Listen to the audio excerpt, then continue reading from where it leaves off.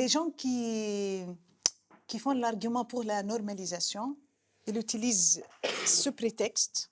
Ah, si vous voulez la paix, pourquoi vous ne faites pas les joint projects, et c'est parce que c'est trop tôt. Il y a toujours cette situation dans laquelle les Israéliens dominent.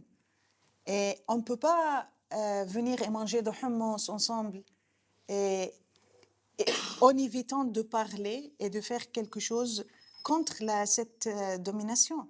Moi, je suis très prudente de ne pas participer dans des activités avec les Israéliens qui évitent la question de l'occupation. Mais si la raison d'être de notre interaction, c'est d'interroger l'occupation, oui, je suis ouverte pour cette possibilité. Et mes réservations et mes objections claires pour ce projet de normalisation, c'est pour la confusion psychique que ça peut apporter chez les Palestiniens.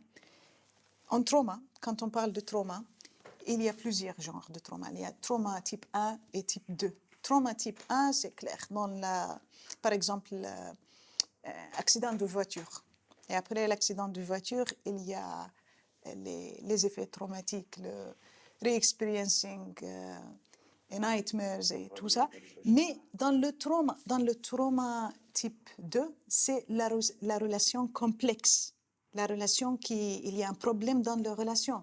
Israël nous tue, mais on veut se soigner chez les Israéliens. Les élites politiques, ils se compètent entre eux pour avoir la possibilité d'être soignés chez les Israéliens. Et ils donnent un exemple pour les autres Palestiniens.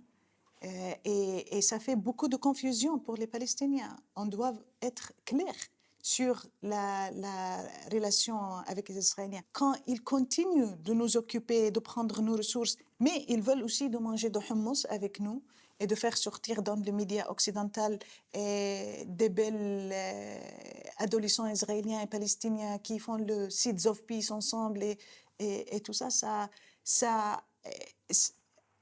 ça bénéficie les Israéliens beaucoup plus que les Palestiniens. Ça apporte de mal et de confusion pour ces jeunes Palestiniens. Et les Palestiniens, ils doivent faire gaffe par rapport à ces opportunités de rencontre avec les Israéliens.